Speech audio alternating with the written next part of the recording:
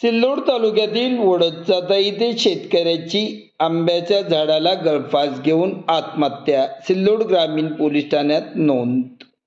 आज रविवार 5 एप्रिल रोजी दुपारी 2 वाजता सिल्लोड ग्रामीण पोलिसांनी माध्यमांना माहिती दिली की सततचे नापिकी आणि बँकेचे कर्ज यामुळे त्रस्त झालेल्या शेतकऱ्याने आंब्याच्या झाडाला गळफास घेऊन आपली जीवनयात्रा संपवली. ही घटना वडदचाता येथे 4 एप्रिल रोजी घडली असून या घटनेची सिल्लोड ग्रामीण पोलीस ठाण्यात आकस्मिक मृत्यूची नोंद करण्यात आली आहे. वडदचाता येथील शेतकरी गजानन विठ्ठल साळवे वय 48 वर्षे हे मागील काही दिवसांपासून आपल्या शेतातील नापिकीमुळे त्रस्त झाले होते. या दरम्यान शेतीसाठी घेतलेले बँकेचे कर्ज कसे फेडायचे या विवेचनेत ते होते.